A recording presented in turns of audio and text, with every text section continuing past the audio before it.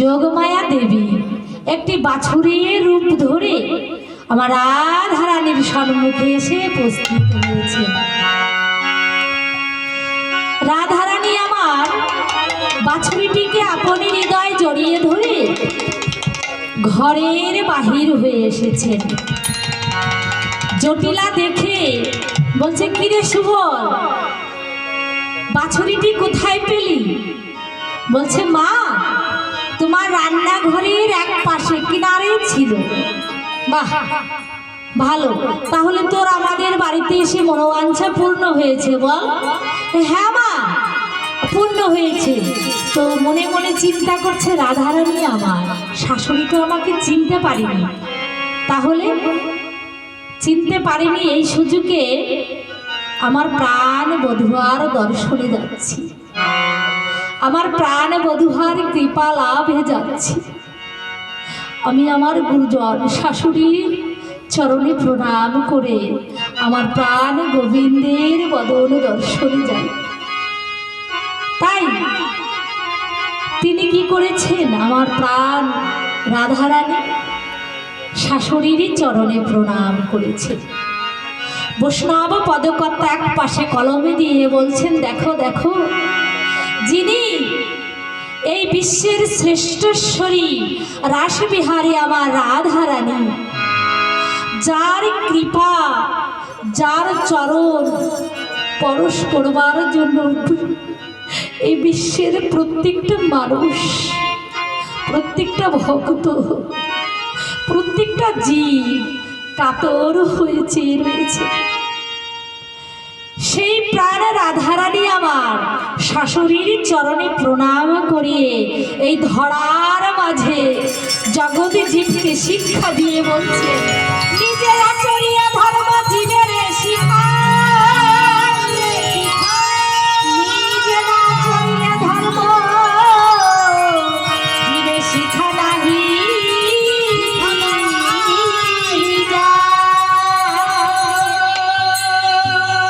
নিজে প্রণাম করে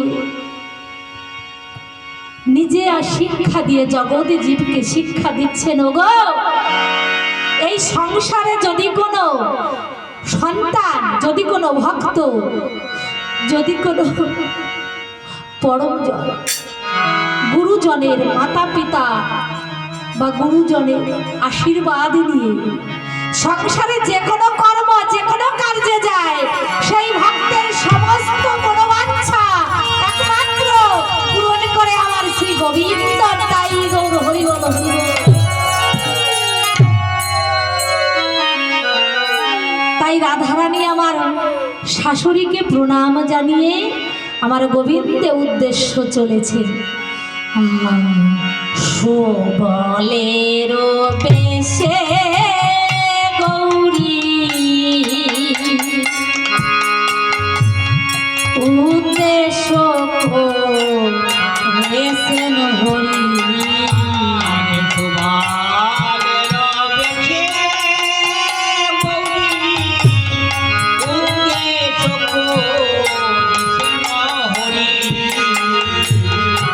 উপনীত বাহু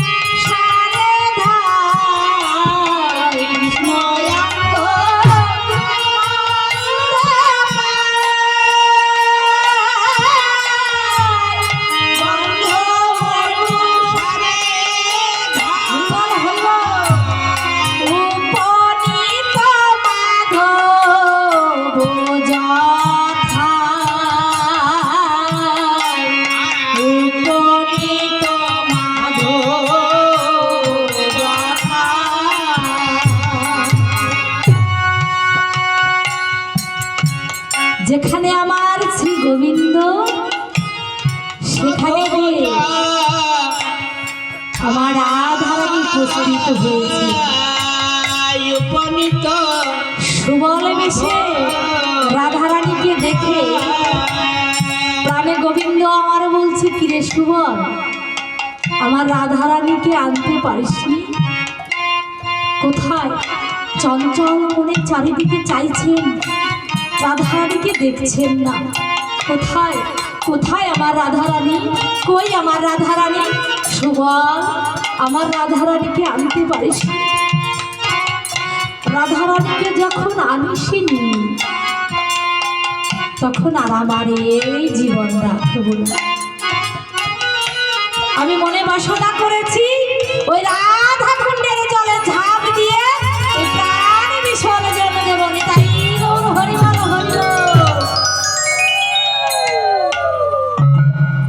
সুবল বেশে রাধারানী আমার বাছুরিটিকে ভূমিতে নামিয়ে আমার প্রাণে গোবিন্দকে জড়িয়ে ধরেছে। এদিকে মা সুবল কিন্তু রাধারানী রন্ধনশালায় আয়ান ঘোষের জন্য রান্না করছে। রাধারানী আমার অর্ধেক রান্না ফেলে দিয়ে এসেছেন, তাই না? এবার সুবলকে তো পরিপূর্ণ করতে হবে রান্না। কি করে পরিপূর্ণ করবে? মাকে দেখেছে রাত্রে, কিন্তু সেভাবে তো রাত্রে দেখেনি গো। তাই সুবল আমার রান্না করছে কিভাবে? আর শাকেতে শুকতা দিয়ে বলতে ঝোল, শাকেতে শুকতা দিয়ে বলতে ঝোল, আর শাকেতে শুকতা দিয়ে বলতে ঝোল,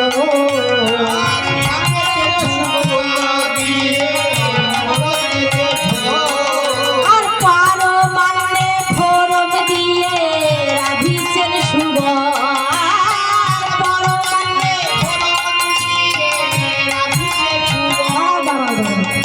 কেমন রান্না করছে? শাকেতে শুক্তা দিয়েছে, অম্বল টক রান্না করে না, আগেকার দিনে দিত, কড়াই ভর্তি করে টক রান্না করত, বড় বড় ওড়ন দিয়ে, নারকেল খায় যে ওর খোসাটা ওড়ন বলে, আগেকার দিনের মায়েরা কিন্তু ওড়ন বলতো, তাই না?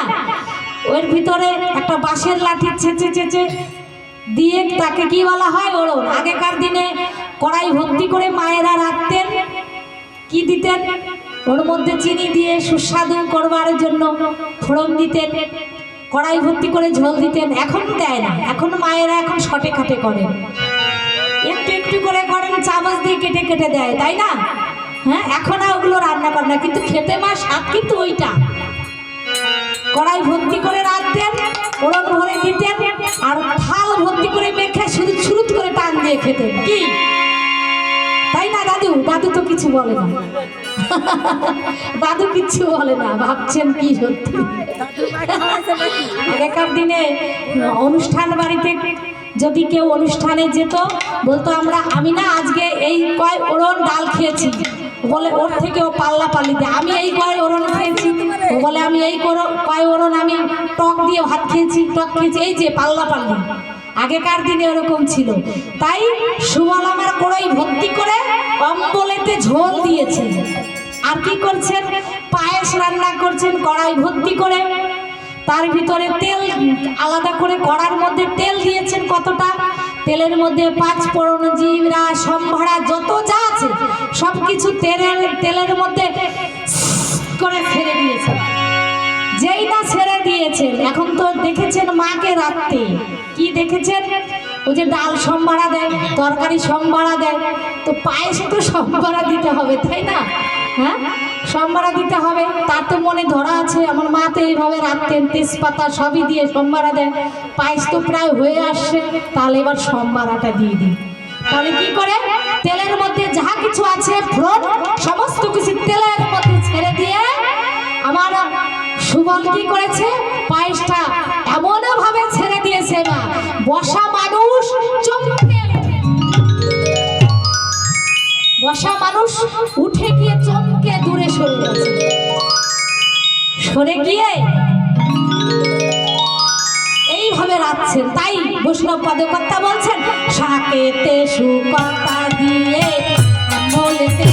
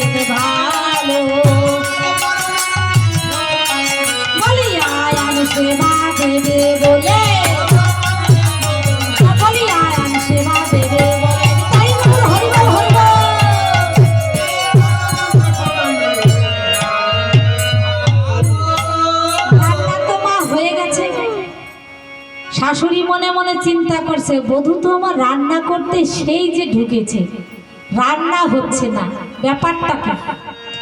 শাশুড়ি ডাক দিয়েছে বৌমা, ও বউ তোমার রাধা হলো? সুবল বেশে রাধা রানী আমার সাড়া দিচ্ছেন না, বলছেন ও বউ রান্না হলো?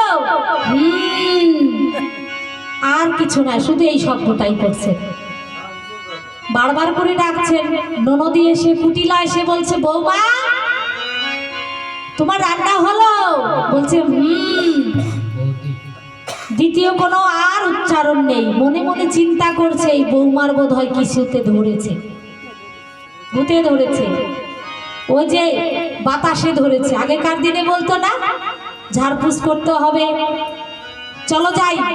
এই বৌমার যেন কি হয়েছে, আজকে আমরা গোবর্ধন গোসাইয়ের কাছে গিয়ে ঝাড়াফুস দিয়ে নিয়ে চলে আসব, তাই না? যদি ভালো হয়, তাই না? তাই সকলে মিলে আমরা গোবর্ধনের কাছেই আগে যাব, তারপরে যাব আর কোথাও। কি দাদু ঝাড়া দিয়ে দাও মনে মনে। আমরা সুবলকে নিয়ে এবার রাধারানী বেশি সুবলকে নিয়ে যাই। তাই সকল ভক্ত মিলে যখন মনোবাঞ্ছা করছেন বৈষ্ণব আমার গোবর্ধন গোসাই, তার কাছে ঝাড়া দেওয়া হলো, তাই না?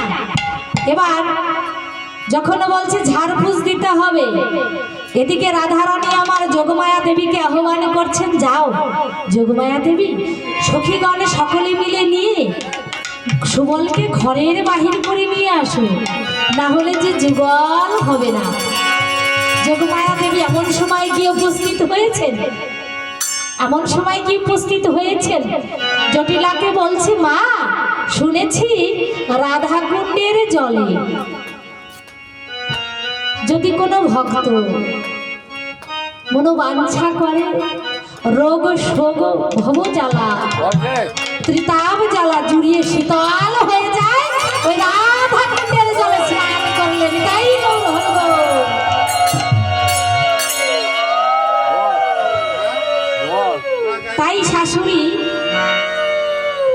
তাই শাশুড়ি আমার বলছে বাহ ভালো, তাহলে তোমরা আমার বৌমাকে নিয়ে যাও, নিয়ে গিয়ে রাধাকুণ্ডের জলে স্নান করিয়ে তোমরা নিয়ে এসো। তাই জল আনার ছল করে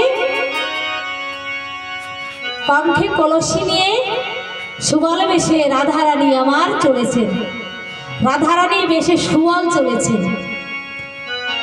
সুবল সখী সকলে মিলে একত্রিত হয়ে এসে রাধা গোবিন্দ আমার দুজনে যুগলে রয়েছেন সে রাধা কুণ্ডের তীরে।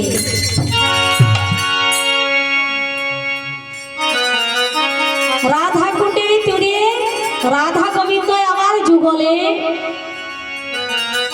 রয়েছেন, আর সুবল বেশে রাধারানী দুইজনার বসন পরিধান করিয়ে সখীরা চারিদিকে ঘুরে ঘুরে নৃত্য করছেন আর আমার রাধা গোবিন্দকে যুগল সেবা দিচ্ছেন। কিভাবে?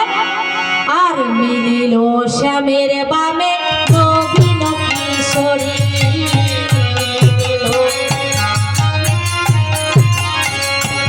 আর মিলিল শ্যামের বামে নবীন কিশোরী, মিলিল শ্যামের বামে নবীন কিশোরী, আর পশু পাখি উন্নত দুই রূপ হেরিয়া, পশু পাখি আর পশু পাখি উন্নত দুই রূপ হেরিয়া,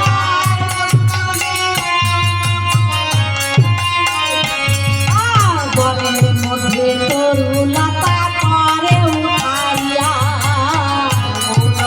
তরুলতা